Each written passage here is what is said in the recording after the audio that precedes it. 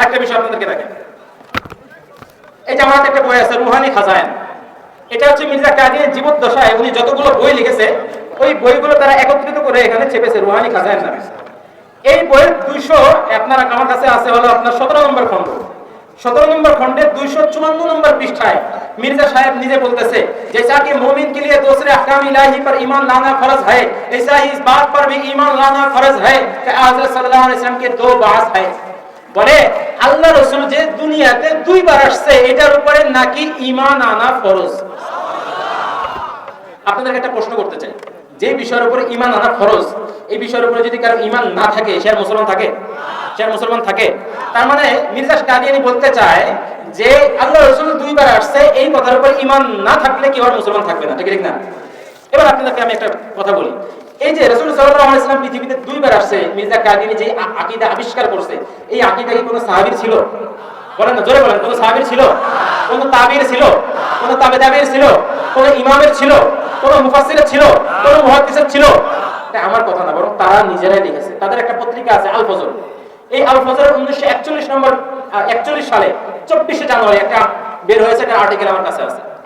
এটা 10 নম্বর পৃষ্ঠায়, ওই পত্রিকার 10 নম্বর পৃষ্ঠায় 1 নম্বর কলম, সেখানে তারা স্পষ্টভাবে লিখেছে যে আল্লাহ রাসূল সাল্লাল্লাহু আলাইহি ওয়াসাল্লাম যে দুনিয়াতে দুইবার আসছে এই আকীদা সর্বপ্রথম মির্জা কাদিয়ানী এটাকে আবিষ্কার করছে। দেখেন, খেয়াল করেন, একদিকে মির্জা কাদিয়ানী বলেছে যে এই আকীদার উপর ঈমান আনা ফরজ, তার মানে এই আকীদার উপর ঈমান যদি কারো না থাকে তার কি থাকবে? সে আর মুসলমান থাকবে না। আরেকদিকে তারা নিজেরাই স্বীকার করেছে যে মির্জা কাদিয়ানীর আগে কোন সাহাবী, তাবিঈ, তাবেঈন বরঞ্চ 1300 বছরের কোন মুসলমানের এই আকীদা ছিল না। আচ্ছা বলেন তো, তার মানে এই কথার আলোকে এটা দাঁড়ায় কি দাঁড়ায় না যে 1300 বছরের কোন মুসলমানের এই আকীদা না রাখার কারণে ঈমান ছিল না? এটা দাঁড়ায় কি দাঁড়ায় না? তাহলে মির্জা কাদিয়ানীর কথার আলোকে সাহাবায়ে কেরাম কাফের সাব্যস্ত হয় কি হয় না? আরে জোরে বলেন, হয় কি হয় না? সাহাবায়ে কেরামের আকীদা ছিল, তাহলে সাহাবায়ে কেরামের যদি এই আকীদা না থাকে আর এই আকীদার উপর ঈমান আনা ফরজ, তাহলে সাহাবায়ে কেরামের ঈমান ছিল? বলেন না। তাদের মির্জা কাদিয়ানীর কথার আলোকে সাহাবায়ে কেরামের ঈমান আছে? মির্জা কাদিয়ানীর কথার আলোকে তাবেঈনের ঈমান আছে? তাবেঈনের ঈমান আছে?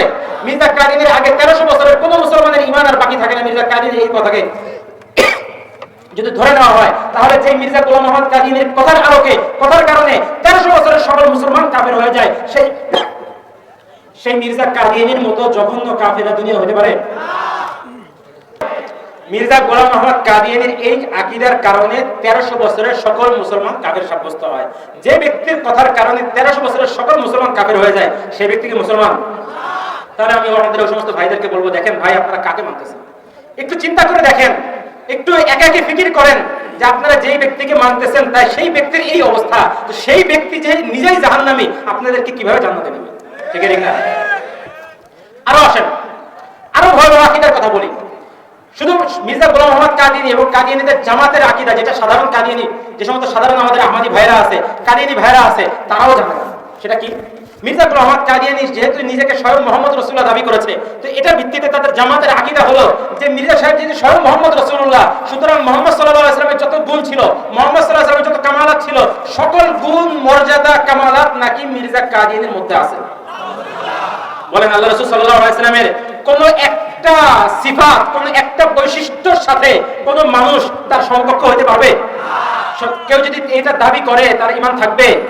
তো মির্জা গোলাম মোহাম্মদ কাদিয়ানীর দাবি এবং তাদের জামাতের মৌলিক আকীদা একটা দুইটা বৈশিষ্ট্য নয়, বরং আল্লাহ রাসূলের সকল বৈশিষ্ট্য নাকি মির্জা কাদিয়ানীর মধ্যে আছে।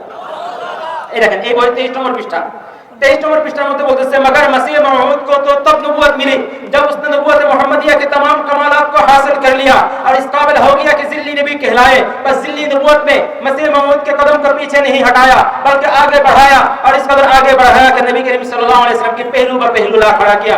বলে মির্জা কাদিয়ানী কবে নবী হয়েছে জানো?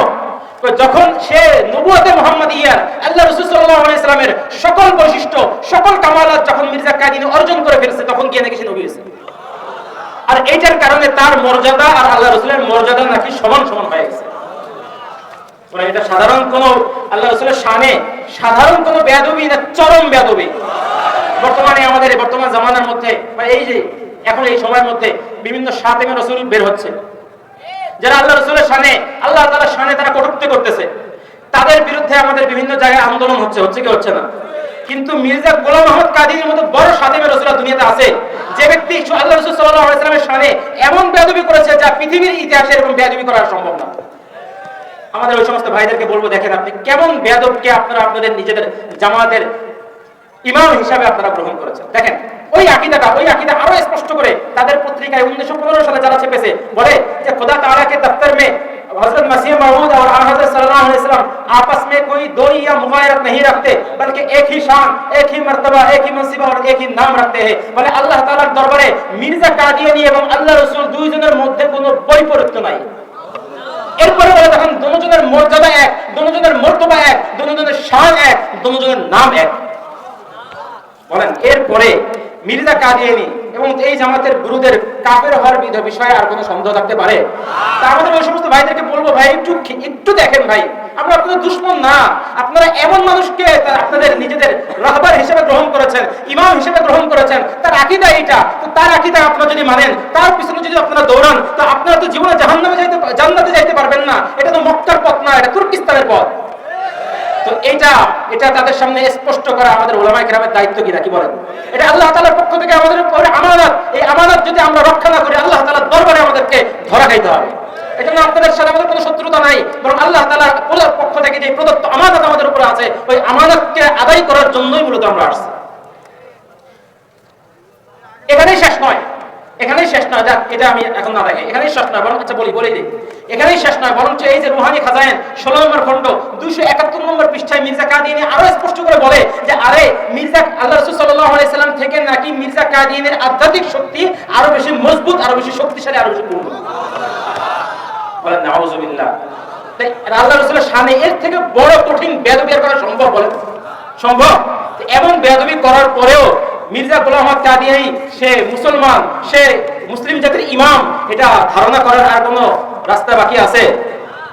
আমাদের এই সমস্ত কাদিয়ানী ভাইয়েরা যারা, তাদের গুরুরা তাদেরকে ধোকার মধ্যে রেখেছে, তাদের গুরুরা তাদেরকে এই সমস্ত আকীদাগুলো বলেই না।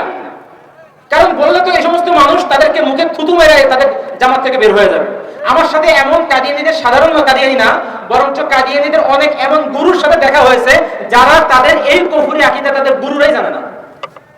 এমনকি আমাদের হাতে আল্লাহর মেহেরবানি, আমাদের হাতে এই যে এই বক্তব্য, যে বক্তব্যটা দেখেন আমি আপনাদেরকে বললাম, এটা 271 নম্বর পৃষ্ঠার মধ্যে মির্জা কাদিয়ানী স্বয়ং বলেছে যে তার আধ্যাত্মিক শক্তি আল্লাহ রাসূলের আধ্যাত্মিক শক্তি থেকে বেশি। এই বক্তব্য দেখে তাদের 16 বছরের একজন মুআল্লিম আমার হাতে তওবা করে মুসলমান হয়েছে। তাহলে বলেন এই আকীদা পালন করলে মুসলমান হওয়া যাবে?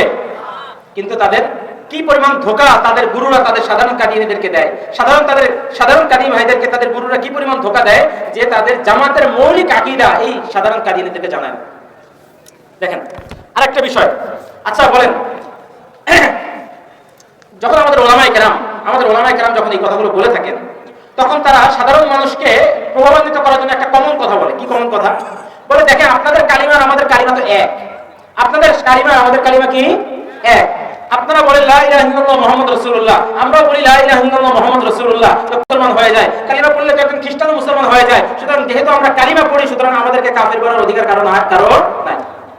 তাদের উপাসনালয় যেগুলো আছে দেখবেন, ওই উপাসনালয়ের উপরে বড় করে লিখে রাখে লা ইলাহা ইল্লাল্লাহ মুহাম্মাদুর রাসূলুল্লাহ। দেখছেন আপনারা? আছে না? আমি একটা জিনিস খেয়াল করেন, আমি বলেছি কাদিয়ানী উপাসনালয়, মসজিদ বলেছি? জোরে বলে মসজিদ বলেছি? এটা মসজিদ বলার কোনো সুযোগই নাই, যেহেতু তারা মির্জা গোলাম আহমদ কাদিয়ানীকে নবী মেনেছে।